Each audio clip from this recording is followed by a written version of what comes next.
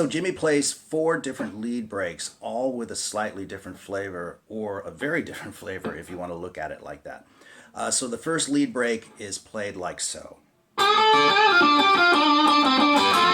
let's slow that way down with the tab on the screen.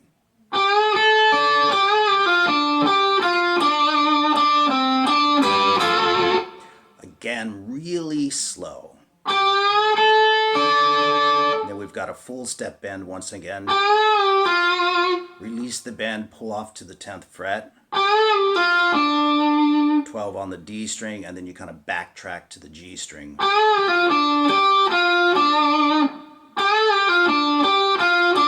Then we have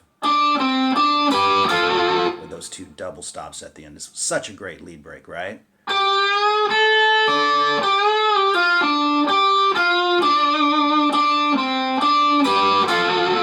That's the first lead break.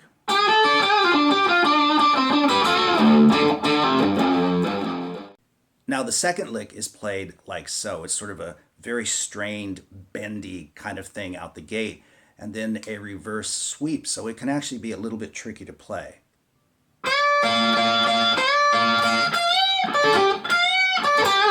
So I'll show you. It's kind of weird to play slow, but anyway, that's a full step bend, and I'm using my second finger but supporting it with my first finger.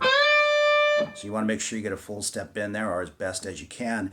And then you grab the E string also at the 13th fret with your next finger, your ring finger, and you play this.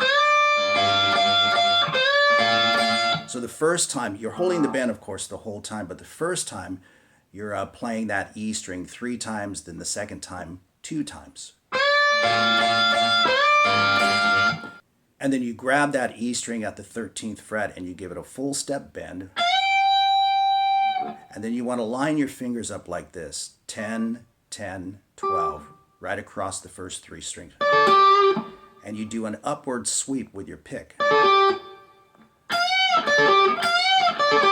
Like so. So when you put the lick together at speed, it actually sounds like this.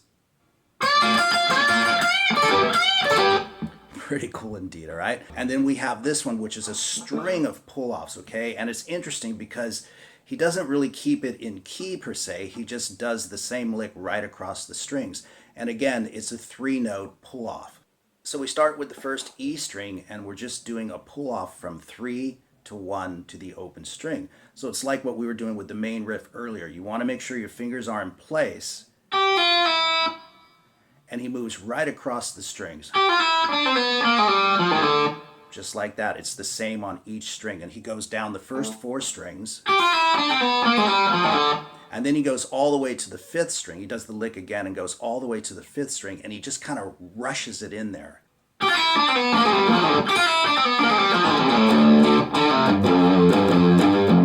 Like so, right?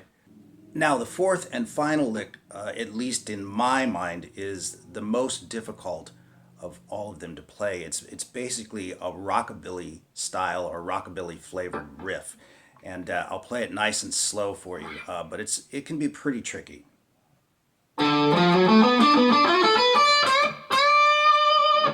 All right, so let's go through that one nice and slow. I know you can see the tab up on the screen, but it's a tricky one for sure, so here we go.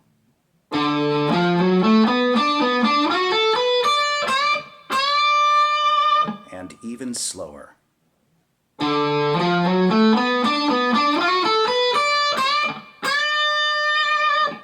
That's just a tricky sucker to play.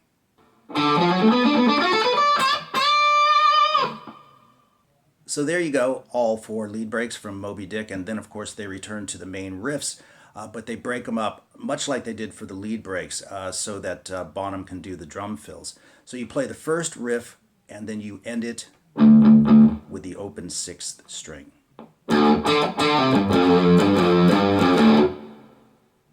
And then we move to the second riff, and we end it with the 5th fret on the 6th string. And then we play the full 3rd riff.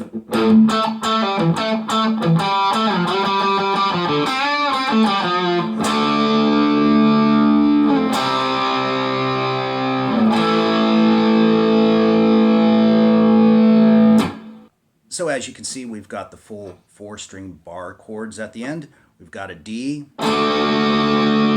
C, A.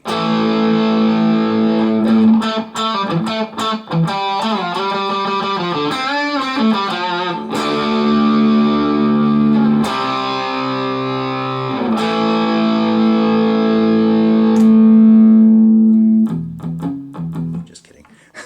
And as a note, he doubled each of these lead breaks, so you're actually hearing 2 guitars play each break at the same time. So anyway, I hope you enjoyed it. All the best to everyone as always, and we'll see you guys real soon.